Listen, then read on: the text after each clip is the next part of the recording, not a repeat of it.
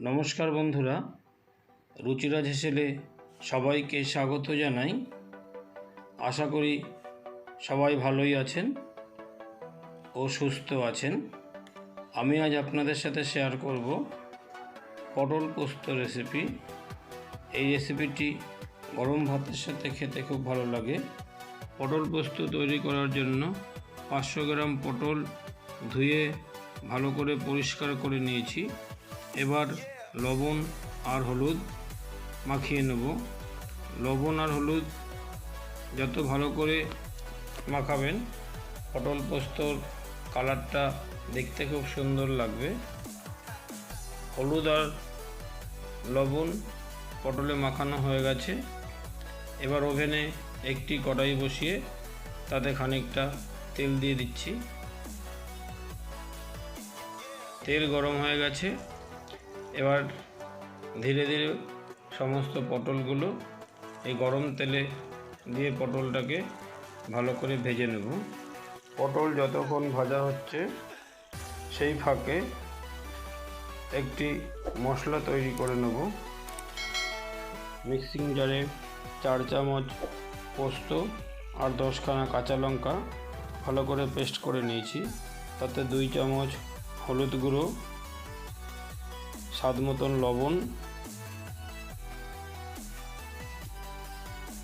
2 চামচ লাল লঙ্কার গুঁড়ো এবং 1 চামচ কাশ্মীরি লঙ্কার গুঁড়ো ও সামান্য জল দিয়ে মশলাটা ভালো করে নেড়ে চেড়ে মিশিয়ে নেব।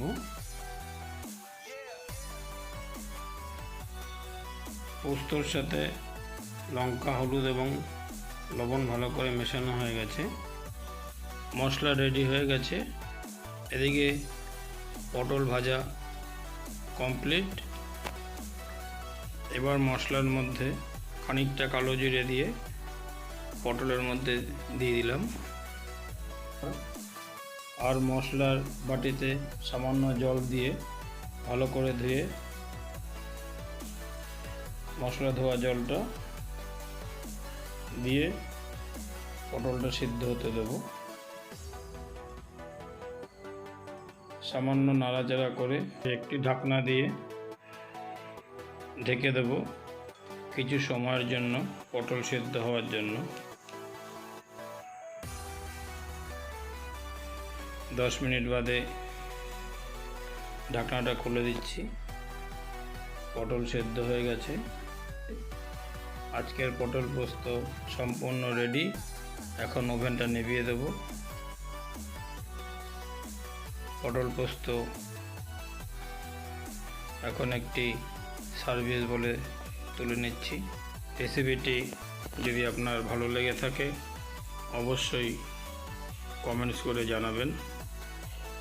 আর আজকের এই পটল পোস্ত যদি আপনার হৃদয়কে স্পর্শ করে থাকে তাহলে বেশি বেশি করে শেয়ার করবেন। আর আমার চ্যানেলের পাশে থাকার জন্য চ্যানেলটিকে অবশ্যই সাবস্ক্রাইব করবেন। ভিডিওটি শেষ পর্যন্ত দেখার জন্য অসংখ্য ধন্যবাদ। দেখা হবে পরবর্তী ভিডিওতে। ততক্ষণ সুরক্ষিত থাকবেন। একটি বিশেষ আবেদন, খাবার কখনোই নষ্ট করবেন না।